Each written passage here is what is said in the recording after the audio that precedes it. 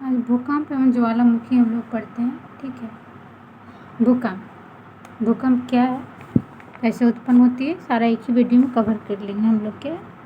ठीक है, भूकंप पृथ्वी के अंतर्जात एवं बाहरजात बलों के कारण ऊर्जा के निष्कासन से तरंगों की उत्पत्ति होती है जो सभी दिशाओं में फैलकर कंपन उत्पन्न करती है, जिसे भूकंप कहते हैं।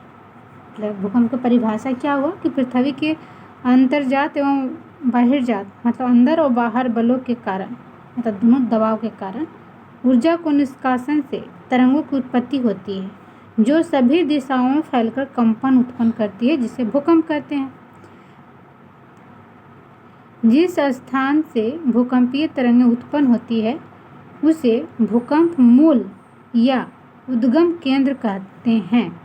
देखिए, अक्सर क्वेश्चन में पूछ देता है ना कि जिस स्थान से भूकंप तरंगें उत्पन्न होती है उस भाग को क्या कहते हैं, या उद्गम केंद्र कहाँ कहा जाता है। तो उसको जहाँ से भूकंप तरंगें उत्पन्न होती है, मतलब अंदर से जो उत्पन्न होती है उस स्थान को भूकंप मूल या उद्गम केंद्र कहते हैं। ठीक है, वह स्थान जहाँ पर सबसे पहले भूकंपीय तरंग का अनुभव किया जाता है उसे भूकंपीय केंद्र या अधिकेंद्र कहते हैं। अब जिस स्थान पर भूकंपीय मतलब वह स्थान जहाँ सबसे पहले भूकंपीय तरंगों का अनुभव किया जाता है उसे भूकंपीय केंद्र या अधिकेंद्र कहते हैं। जिस तरह से यहाँ फिगर में दिखाया गया ना, देखिए यहाँ उद्गम केंद्र हम बोले थे ना कि अंदर की तरफ, कभी भी ऐसा नहीं मान लीजिएगा कि जहाँ देखिए ये पृथ्वी है हमारा, ये परत बाई परत है। ठीक है, यहाँ जो हमारा केंद्र से उद्गम केंद्र जो है भूकंप का तरंगे फैलने लगी चारों साइड से। ठीक है, यहाँ से जो ये मुख पर से मतलब कि जो हमारा पृथ्वी को तोड़ के निकली, मतलब पृथ्वी को बाहर तोड़ के जो निकला उस स्थान को अधिकेंद्र कहेंगे। ठीक है, और इस तरह से धरातल पर आ गया है ना, भूकंप को मतलब पृथ्वी को काट के दिखाया गया चित्र में, तो इस स्थान को अधिकेंद्र कहेंगे। अब देखिए समझते हैं कि कितनी प्रकार के मतलब तरंगे होती है, कितनी तीव्रता होती है इसकी। भूकंप तरंगे की तीव्रता भूकंप लेखीय मतलब सिस्मोग्राफी यंत्र से मापी जाती है। अक्सर क्वेश्चन पूछता है कि भूकंप तरंगे किस चीज़ से नापी जाती है, तो भूकंप तरंगे की तीव्रता जो है भूकंपीय लेखी सिस्मोग्राफी यंत्र से मापी जाती है। और इसके 3 स्केल होती है। कभी कभी सिस्मोग्राफी छोड़ के कहीं और दे देगा, जैसे पहला देखिए लिखा है ना, Rossi Forel scale, Mercalli scale, Richter scale. Richter scale अक्सर देखिए क्वेश्चन में आता रहता है रिएक्टर स्केल, तो इसका आप लोग को भी याद होगा रिएक्टर स्केल।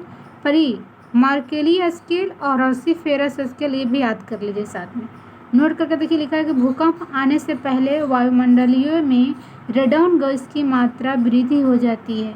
ये तो आप लोग भी समझ सकते हैं कि रेडॉन गैस की मात्रा क्यों वृद्धि होती है, क्योंकि हमारे धरातल के अंदर से जो मैग्मा पदार्थ सारा जिससे निकला है, तो इस तरह से उसका जो रेडॉन गैस में परिवर्तन हो जाता है, रेडॉन गैस की मात्रा वृद्धि हो जाती है। अब देखिए समान अक्सर क्वेश्चन पूछता है कि जब भूकंप आने वाला होती है, ज्वालामुखी फटने वाली होती है, तो उस समय वायुमंडलीय में कौन सा गैस की मात्रा अधिक हो जाती है, तो रेडॉन गैस की। और ये रेडॉन गैस की मात्रा से ही जो वैज्ञानिक लोग हैं वो मतलब अनुभव कर लेते हैं कि भूकंप आने वाली है, तो इस तरह से लोग को सूचना देते हैं। तो रेडॉन गैस की मात्रा वृद्धि हो जाती है भूकंप आने से पहले, संकेत देता है। अब समान भूकंपीय तीव्रता वाले स्थानों को मिलाने वाली रेखा को क्या कहते हैं? समान भूकंपीय तीव्रता वाले स्थानों को मिलाने वाली रेखा को क्या कहते हैं? तो समभूकंपीय रेखा कहते हैं, ज़्यादा कुछ नहीं है, समभूकंपीय रेखा कहते हैं, इसको याद कर लीजिएगा। एक ही समय पर आने वाले भूकंपीय क्षेत्रों को मिलाने वाली रेखा को हीमोसिस लाइन कहते हैं। ये क्या कहा जाता है कि पहला पढ़े थे कि समान भूकंपीय तीव्रता वाले स्थानों को मिलाने वाली रेखा समभूकंपीय रेखा कहते हैं। ठीक है, वही एक ही समय पर आने वाले भूकंपीय क्षेत्रों को मिलाने वाली रेखा को हेमोसियन्समन कहते हैं। हेमोसेमेंसल लाइन कहते हैं। भूकंप के दौरान कई प्रकार के भूकंपीय तरंगें उत्पन्न होती है, जिन्हें 3 श्रेणी में बांटा गया है। प्रथम श्रेणी अथवा अनुदैर्घ्य तरंगें होती है। ठीक है, प्रथम श्रेणी जो है उसमें अनुदैर्घ्य तरंगें होती है। इन तरंगों का पी तरंग भी कहे जाते हैं। कौन कौन तरंग होते हैं? 3 तरंग होते हैं, आप लोग भी जानते हैं, पी तरंग, एस तरंग और एल तरंग। ठीक है, तो पी तरंग के बारे में जानते हैं कि प्राथमिक अथवा अनुदैर्घ्य तरंगें हैं और इन तरंगों की पी तरंगों के भी नाम से कहा जाता है इसको। भूकंप के अधिक केंद्र से 105 डिग्री से लेकर 145 डिग्री के बीच के क्षेत्र में पी तरंगों का अभिलेख नहीं होता, जिससे पी तरंग छाया क्षेत्र कहते हैं। लेकिन 145 डिग्री के बाद पुनः पी तरंगें अभिलेखित होने लगती है, अर्थात 105 डिग्री एवं 145 डिग्री के बीच के क्षेत्र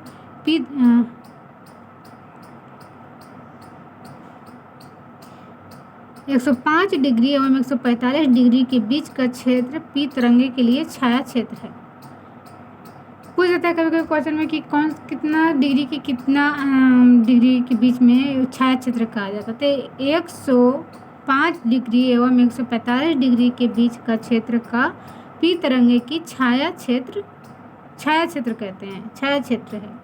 प्राथमिक तरंगे ध्वनि तरंग की भांति कार्य करती है। प्राथमिक तरंगे जो है ध्वनि तरंगों की भांति कार्य करती है। यह तरंगे भूकंपीय तरंगों में सर्वाधिक तीव्र गति की होने के कारण धरातल पर सबसे पहले पहुंच जाती है। मतलब पी तरंगे जो है गति होने के कारण पी तरंग जो धरातल पर सबसे पहले पहुंचती है। ये तरंग ठोस के साथ साथ तरल एवं गैसीय माध्यम से भी गुजर सकते हैं। मतलब एक पी तरंग ही है जो कि ठोस, गैस और तरल तीनों से गुजर सकती है। तो ठोस के साथ साथ तरल एवं गैसीय माध्यम से भी गुजर सकती है। पी तरंगों की गति एस तरंगों की तुलना में 66% अधिक होती है। अभी भी बताना है कि तीव्रता अधिक होने के कारण धरातल पर सबसे पहले पहुंचती है। तो पी तरंग की गति अधिक होती है एस तरंग की तुलना में। एक्स तरंग की तुलना में कितनी प्रतिशत अधिक होती है? तो 66% अधिक होती है। अब देखिए पी तरंग की छाया क्षेत्र किस तरह से चित्र में बना के दिखाया है, उस तरह से हम आपको बताते हैं। देखिए आप चित्र देखिएगा किस तरह से चित्र बनाया हुआ है, दिख रहा है पी तरंग का छाया क्षेत्र लिखा हुआ होगा। अब नीचे देखिए,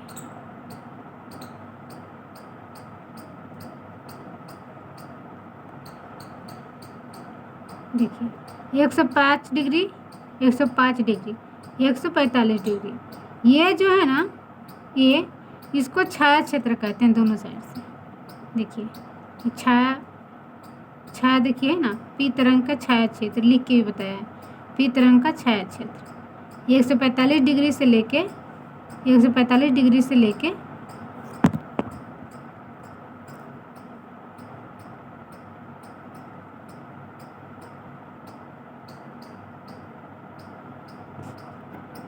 देखिए हम दिखा रहे हैं, ये जो पी तरंग का छाया क्षेत्र लिखा हुआ है, आई जो काला जैसा लग रहा है ना, यही छाया क्षेत्र है, ये क्रोड है। देखिए द्वितीय अथवा अनुप्रस्थ तरंगे अभी पढ़े, कौन सा तरंग? तो पी तरंगे के बारे में पढ़ गए हैं। छाया क्षेत्र देखो कितना के बीच में बोल रहे थे, 105 डिग्री से लेकर 145 डिग्री के बीच में छाया क्षेत्र होता है। इसका पी तरंगे जो होता है, एस तरंगे 66 डिग्री से अधिक इसका गति होता है पी तरंग के। ये जो है सबसे तीव्र गति होने के कारण धरातल पर सबसे पहले पहुंच जाती है। अभी भी पढ़े थे पी तरंग के बारे में, ये प्रथम तरंग था। पी तरंगे प्रथम तरंग था, अनुदैर्घ्य तरंग होता है। ठीक है, अब आते हैं कि एस तरंग जो द्वितीय तरंग है, और एस तरंग है, और अनुप्रस्थ तरंग है। देखिए पूछता था कि अनुदैर्घ्य तरंग है कि अनुप्रस्थ तरंग है, तो याद रखिएगा ये सब थोड़ा कारण क्वेश्चन गलत हो जाती है, तो हम लोग ध्यान देके पढ़ेंगे तो सारा क्वेश्चन सही कर देंगे। तो इन तरंगों की एस तरंगे भी कहा जाता है। भूकंप के अधिक केंद्र से 105 डिग्री के बाद एस तरंगे बिल्कुल गायब हो जाती है या उनका अभिलेख नहीं पाता है, अतः 105 डिग्री के बाद के सभी क्षेत्र एस तरंगे के छाया क्षेत्र है। इस प्रकार एस तरंगों का छाया क्षेत्र पी तरंगों का छाया क्षेत्र से ज़्यादा विस्तृत है। और ये तरंगे जो है प्रकाश तरंगे की भांति कार्य करती हैं। देखिए, पी तरंगे के बारे में अभी पढ़े थे कि कैसा कार्य करती है, मतलब भांति, मतलब प्रकाश तरंगे की भांति। मतलब प्रकाश तरंगे कैसे करते हैं कि हमारा प्रकाश तरंगे जिस तरह से काम करती है उस तरह से ये एस तरंगे करती है। ऐसी तो आप पी तरंगे कैसा करते थे कि किस तरंग की भांति करते थे, तो अभी भी पढ़े थे कि ध्वनि तरंग की भांति कार्य करते थे। अभी ऊपर पढ़ के आए हैं कि ध्वनि तरंग की भांति कौन सा कार्य करते थे, मतलब कौन सा है, तो पी तरंगे उस तरह से कार्य करते हैं। इस तरंगे जो प्रकाश तरंगे की भांति कार्य करती है। इस तरंगे केवल ठोस माध्यम में ही विचरण करती है। अभी पी तरंगे के बारे में पढ़े कि वो ठोस, तरल और गैस तीनों अवस्था में मतलब कि विचरण कर लेती है। वही एस तरंग जो है सिर्फ ठोस के माध्यम से ही विचरण करती है। पृथ्वी की क्रोड का भाग तरल होने के कारण एस तरंगे का विचरण नहीं हो पाता है। एस तरंगे का विचरण नहीं हो पाता है, जबकि पी तरंगे की तुलना में इसकी गति 40% कम होती है। ठीक है, 40% कम गति होती है पी तरंगे की तुलना में। अभी पढ़ के आए थे कि 66% अधिक, मतलब 66 वही 40% बोल रहे, वही 66% लमसम ये जो होता है इस तरंग से पी तरंग अधिक होती है। वही पी तरंग की तुलना में इसकी गति 40% कम होती है। किसका? इस तरंग की गति। देखिए, अभी पी तरंग की हम चित्र देखे थे, उसी तरह से इस तरंग की ही फिगर हम देखेंगे। ठीक है, क्या है? देखिए, भूकंप यहाँ हुआ, क्रोड इसका है 105 डिग्री से 105 डिग्री यहाँ है। पी तरंगे का विकिरण पथ निकल रहा है।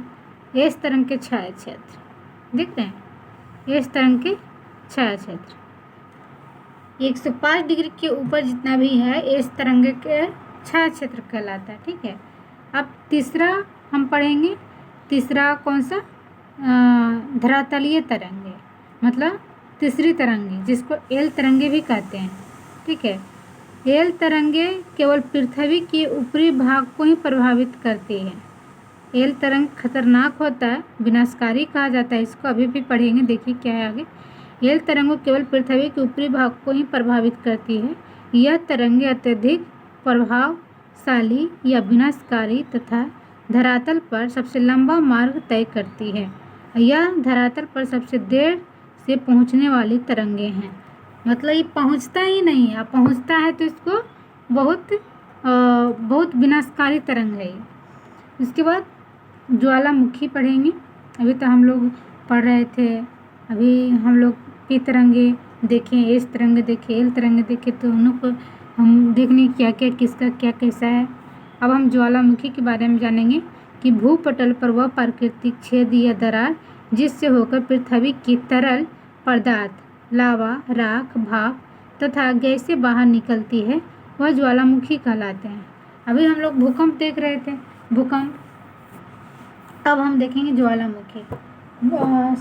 आप लोग भी जानते हैं, सब लोग जानते हैं कि पृथ्वी के अंदर जो है तरल पदार्थ है, लावा है। तो ही भूपटल पर वह प्राकृतिक छेद या दरार जिससे होकर पृथ्वी की तरल पदार्थ लावा, राख, भाप तथा गैस बाहर निकलती, वही ज्वालामुखी कहलाता है। ज्वालामुखी क्रिया से संबंधित पदार्थ है, जैसे लावा ज्वालामुखी उद्गम में चिपचिपा पिघला पदार्थ लावा कहलाता है। लावा कैसा होता है कि ये बहुत चिपचिपा होता है, अब पिघला पदार्थ रहता है, मतलब जैसे देखा है रावा की जैसा रहता है, गाढ़ा और चिपचिपा, तो उसको लावा कहते हैं। ज्वालामुखी उद्गार में निकलने बड़े बड़े टुकड़ों को ज्वालामुखी बम कहते हैं। वही लावा के साथ जो बड़ा बड़ा टुकड़ा निकलता है ना, उसको कहते हैं ज्वालामुखी बम। अब पायरोक्लास्ट किसको कहते हैं? तो पायरोक्लास्ट उससे कहते हैं कि ज्वालामुखी क्रिया के अंतर्गत भूपटल पर आए चट्टानों के बड़े टुकड़ों को पायरोक्लास्ट कहते हैं। यह प्राय ज्वालामुखी पर्वत में सबसे नीचे पाए जाते हैं। ठीक है, मतलब कहा जाए कि इसमें छोटा छोटा बड़े बड़े टुकड़े आते हैं। इसमें जो है ना भूपटल पर आए चट्टानों के बड़े टुकड़ों के पायरोक्लास्ट कहते हैं। भूपटल पर आ जाता है ना, उसको कहते हैं पायरोक्लास्ट। अब लाइफली क्या है जो देख लेंगे, लाइफली क्या है। तो लाइफली जो है ज्वालामुखी के वे टुकड़े जो कि मटर के दाने के बराबर हो, उन्हें लाइफली कहते हैं। क्वेश्चन अक्सर पूछ लेता है, ऊपर क्वेश्चन तो सारा पूछ चुका है, अब क्वेश्चन कहाँ से बनाएगा? तो इस से बनाएंगे लाइफली। लाइफली किस टुकड़े, ज्वालामुखी के किस टुकड़े के जैसा रहता है कि उसे लाइफली कहते हैं। लाइफली किसे कहते हैं सीधे पूछ देगा। तो ज्वालामुखी के वे टुकड़े जो मटर के दाने के बराबर होते हैं, उन्हें लाइफली कहते हैं। फ्यूमिक क्या है? इन चट्टानी टुकड़ों का घनत्व जल से भी कम होती है, इसलिए जल में तैर सकते हैं, इसे फ्यूमिक कहते हैं। धूल और राख, अति महीन चट्टानीय कणों को धूल या राख कहते हैं। अति महीन चट्टानें जैसे कि लावा निकलता है तो भाप बन के उड़ने लगता है, या बहुत महीन कण रहता है, उसे धूल या राख कहते हैं। अब देखिए नोट में क्या लिखा है, जो पढ़ लेते हैं कि ज्वालामुखी के मैग्मा में सिलिका की मात्रा अधिक होने पर ज्वालामुखी में विस्फोटक उद्गार देखे जाते हैं। ज्वालामुखी क्रिया से निर्मित बाह्य स्थल रूप क्या है? ज्वालामुखी की विस्फोटक उद्गार से निर्मित होने वाली बाह्य स्थलाकृतियों में विभिन्न प्रकार के ज्वालामुखी या शंकुओं का निर्माण होता है, जैसे क्रेटर या काल्डेरा कहते हैं। क्या कहते हैं? क्रेटर या काल्डेरा कहते हैं। अब क्रेटर के बारे में जानना था कि क्रेटर क्या है। अभी क्रेटर के बारे में जिक्र हुई, तो क्रेटर क्या है जो हम जान लेते हैं। क्रेटर शंकु के शीर्ष पर विस्फोट प्रक्रिया के द्वारा बना गर्तनुमा आकृति क्रेटर कहलाता है। क्रेटर में जल का भराव होने पर क्रेटर झील बनती है, जैसे उदाहरण के लिए लोनार झील जो कि महाराष्ट्र में है। क्रेटर से ही बनी झील है। शंकु के शीर्ष पर विस्फोट प्रक्रिया के द्वारा बना गर्तनुमा आकृति क्रेटर कहलाता है। क्रेटर में जल का भराव होने पर क्रेटर झील बनती है, जैसे लोनार झील इसका बहुत ही अच्छा उदाहरण है। लोनार झील जो कि महाराष्ट्र में पड़ता है। अब क्रेटर देख लिए। क्रेटर के बाद क्या देखेंगे? कोल्डेरा। देखिए अभी क्रेटर देखे थे, अब कोल्डेरा पढ़ते हैं। कोल्डेरा यह क्रेटर का ही एक अधिक विस्तृत रूप जो कि क्रेटर के धंसाव से उसका आकार बड़ा हो जाता है, जिससे कोल्डेरा निर्मित होती है। मतलब क्रेटर के ही है, क्रेटर से अधिक विस्तृत रूप से क्रेटर के धंसाव से उसका आकार बड़ा होता है। मतलब क्रेटर जितना होता है उससे बड़ा कोल्डेरा होता है, इसलिए उसे ही कोल्डेरा कहते हैं। कोल्डेरा निर्मित होते हैं, जैसे जापान का आसो क्रेटर, संयुक्त राज्य अमेरिका का क्रेटर लेक कोल्डेरा का उदाहरण है। अब देखिए किस तरह से इसका मतलब हमें आकृति में दिखाया गया है। देखिए किस तरह से है, ज्वालामुखी उद्गम हो रहा है, ये ज्वालामुखी उद्गम हो रहा है। ये देखिए मैग्मा तरल पदार्थ मैग्मा है ना। और ये जो है देखिए निकास की नलिका, ये जो है ना हमारा निकल रहा है, ये हमारा पृथ्वी है, वही इस तरह से इसकी छिद्र से निकल रहा है। इसको देखिए यहाँ मुख जो है ना, इसको क्रेटर कहते हैं। और जहाँ से छिड़ जा रही है तो गौण शंकु, अन्न गैस, मतलब ये सब जो जलवा जैसे निकल रहा है, छोटे छोटे कण में जो अभी भी मतलब पढ़े थे ना कि छोटे छोटे कण में जो ऊपर निकल जाता है, मतलब एक गर्म रहता है। मैग्मा कैसे रहता है? गर्म तरल पदार्थ है, तो वो बाहर निकलेगा तो उसको भाप बनाएगा, वही तो जलवाष्प होगा। जलवाष्प या अन्य गैस दोनों मिला होता है। अब देखिए उद्गार अवधि के अनुसार ज्वालामुखी 3 प्रकार की होती है। जो पढ़ लेते हैं ज्वालामुखी कितने प्रकार के होते हैं, तो 3 प्रकार के होते हैं। कितने प्रकार के होते हैं, तो 3 प्रकार के होते हैं। पहले सक्रिय ज्वालामुखी, दूसरा सुषुप्त ज्वालामुखी और तीसरा शांति ज्वालामुखी। देखिए तीनों के बारे में अच्छे से जानेंगे, कैसे क्या काम करती है, कौन सा कैसा है। देखिए सक्रिय ज्वालामुखी वह ज्वालामुखी जिनसे लावा, गैस और विखंडित पदार्थ सदैव निकलते रहते हैं, उसे सक्रिय ज्वालामुखी कहते हैं। मतलब क्या है कि एक बार ज्वालामुखी फटने पर वो हमेशा कुछ साल पे हमेशा निकलते रहती है, तो कुछ साल पे नहीं, वो हमेशा थोड़ा थोड़ा करके निकलते रहती है, उसे सक्रिय ज्वालामुखी कहते हैं। जैसे हवाई द्वीप अमेरिका का किलाउ, क्या है, किलाउ ज्वालामुखी, मेक्सिको का कोलिया ज्वालामुखी, अर्जेंटीना चिली का ओजस डेल सालोडा में, इटली का स्टाम्बोली एवं एटना, क्वाडोर का कोटोपैक्सी, अंटार्कटिका का माउंट विजोस या एरवस, अंडमान निकोबार भारत का बैरन या फिलीपींस का माउंट ताल प्रमुख सक्रिय ज्वालामुखी है। और नोट की तरह नोट दिया गया, इसमें क्या क्या विशेषता है जो हम लोग पढ़ते हैं कि अस्ट्रॉम्बेली है, इसे भूमध्य सागर का प्रकाश स्तंभ कहा जाता है, अस्ट्रॉम्बोली के, ठीक है। और ओजोन डेल सालाडो यह विश्व का सबसे ऊंचा सक्रिय ज्वालामुखी है। कोटोपैक्सी यह विश्व का सबसे ऊंचा ज्वालामुखी पर्वत है। अकिलाउ यह विश्व की सबसे अधिक सक्रिय ज्वालामुखी है। एटना यह यूरोप का सबसे अधिक सक्रिय ज्वालामुखी है। देखिए फिर से एक बार पढ़ते हैं। अस्ट्रॉम्बोली इसे जो है इसे भूमध्य सागर का प्रकाश स्तंभ कहा जाता है। क्या कहते हैं, प्रकाश स्तंभ कहा जाता है। और ओजस डेल सलाडो यह विश्व का सबसे ऊंचा सक्रिय ज्वालामुखी है। कोटोपैक्सी यह विश्व का सबसे ऊंचा ज्वालामुखी पर्वत है, याद रखिएगा पर्वत है। किलाउ यह विश्व का सबसे अधिक सक्रिय ज्वालामुखी है।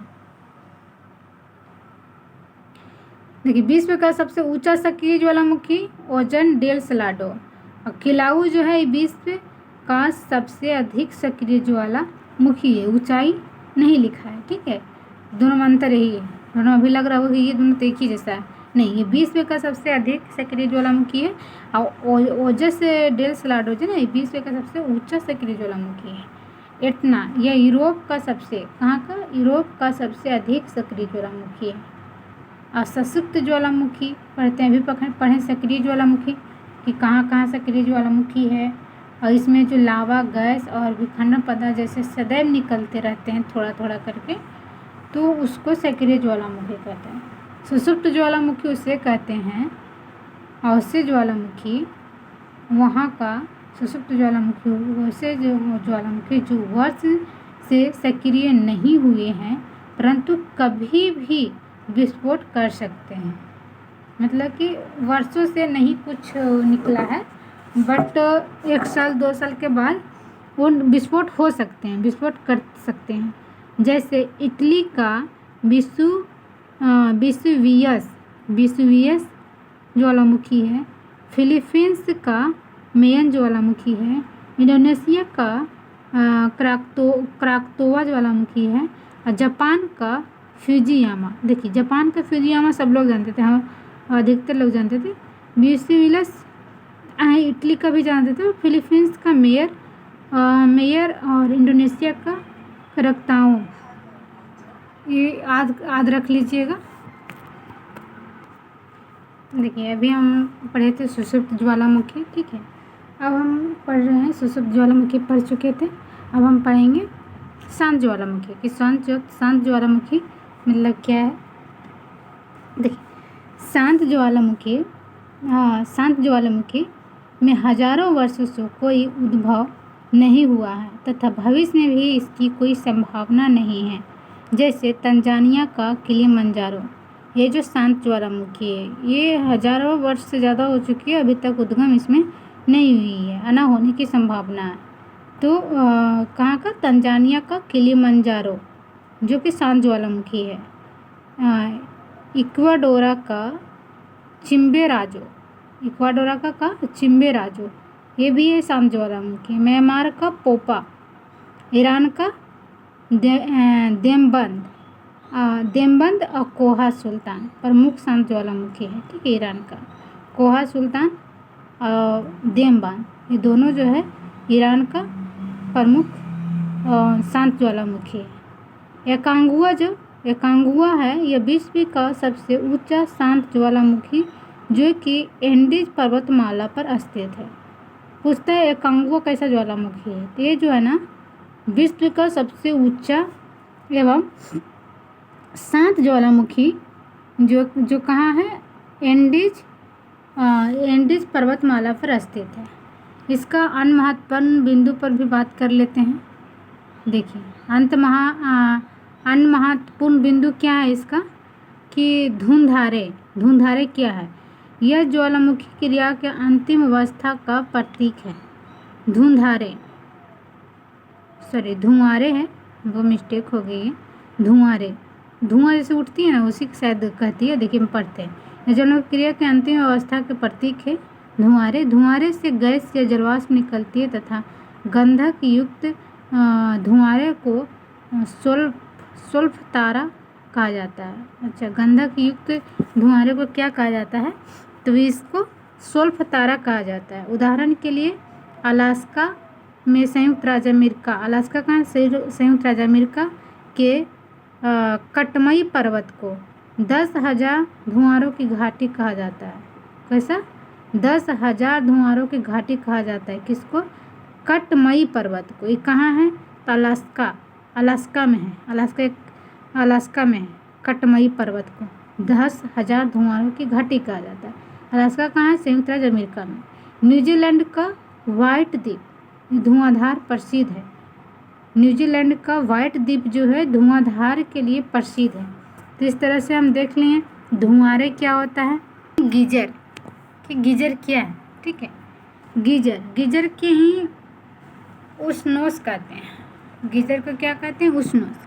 यह गर्म जल के ऐसे स्रोत जहाँ से समय समय पर गर्म जल की फुहारें निकलती रहती है, इसे गीजर कहते हैं। देखो घर में भी गीजर लोग लगाते हैं, तो इसी तरह से रहता है। ठीक है, उदाहरण के लिए संयुक्त राज्य अमेरिका के येलोस्टोन नेशनल पार्क में स्थित है ओल्ड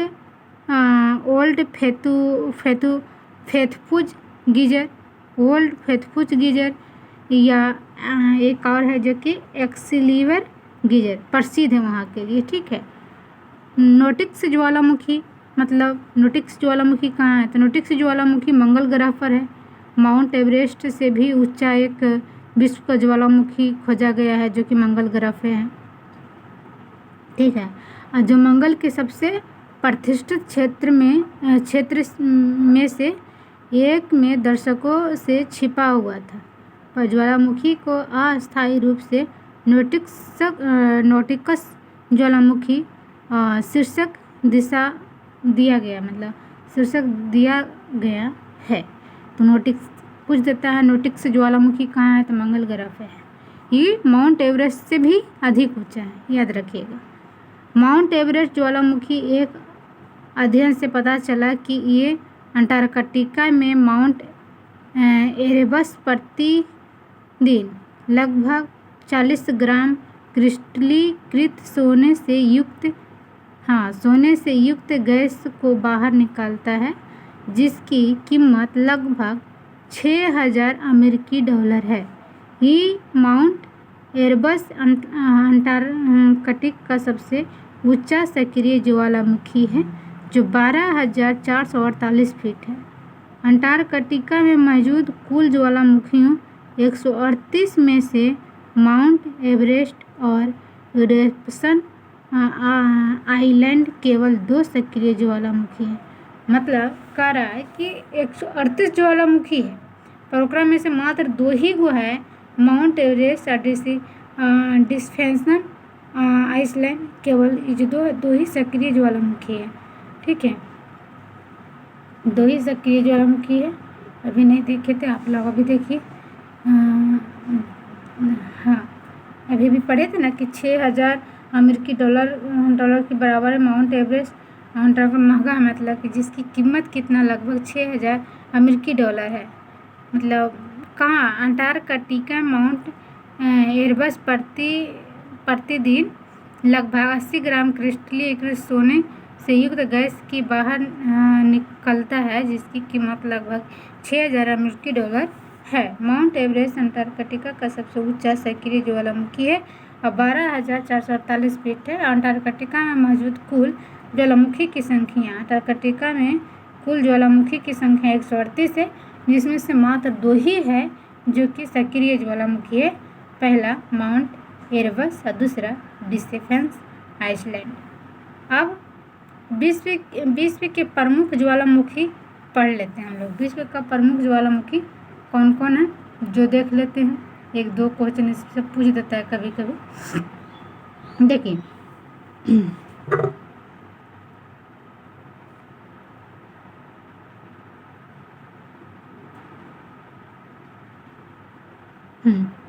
दिख रहा, हाँ। Ojos del Salado, Ojos del Salado Argentina Chile में है, ठीक है। कोटोपैक्सी कहाँ, इक्वाडोर में है। और चिम्बेराजो ये भी इक्वाडोर में है। माउंट कैमरून में है, याद हो जाएगा। माउंट कैमरून कहाँ, कैमरून में है। माउंट इरेबस अंटार्कटिका में है। माउंट एटना सिसिली इटली में है। और विसुवियस इटली में है। स्ट्राम्बोली ये लिपारी द्वीप इटली में है। लिपारी द्वीप पर कहाँ है। 1 मिनट, बहुत जोर से बारिश आ गई है दोस्त। 1 मिनट देखिए। तो अभी भी बताए थे कि माउंट कैमरून जो है, जो कैमरून में ही है। माउंट कैमरून कहाँ है, तो कैमरून है। माउंट इरेबस जो है रॉस अंटार्कटिका में है। और माउंट एटना जो कि सिसिली इटली में है। और विसुवियस ये भी इटली में है। स्ट्राम्बोली जो ये भी मतलब इटली में ही है, पर ये जो है लिपारी द्वीप पर है। कौन सा द्वीप पर है, लिपारी द्वीप पर है। स्ट्राम्बोली जो लिपारी द्वीप पर है। और ये क्राकताओ जो इंडोनेशिया में है। और कटमई जो है अलास्का यूएसए में है। माउंट रेनियर ये भी यूएसए में है। माउंट शास्ता ये भी यूएसए में है। मोनालोवा हवाई द्वीप यूएसए में है। फ्यूजियामा जो है जापान में है। माउंट ताल जो है फिलीपींस में है। माउंट ताल जो है फिलीपींस में है। और माउंट पिनाटिबो जो ये भी फिलीपींस में है। मेयन जो है, मेयन ये भी फिलीपींस में है। देशबंद ईरान में है। कोह सुल्तान ईरान में है। किलिमंजारो तंजानिया में है। किलिमंजारो कहाँ है, तंजानिया में है। किलिमंजारो तंजानिया में। किलिमंजारो कहाँ है, तो तंजानिया में है। कोलिमा मैक्सिको में है। माउंट रुआंग इंडोनेशिया में है। और माउंट एब्रू इंडोनेशिया में है। और किलाउ ज्वालामुखी जो है जो हवाई यूएसए में है, हवाई द्वीप पर यूएसए में है। माउंट कानलाओ ज्वालामुखी ये फिलीपींस में है। इस तरह से ज्वालामुखी और भूकंप दोनों चैप्टर को हम लोग पढ़े हैं। 1-2 बार वीडियो देखिएगा, सही से समझ में आ जाएगी।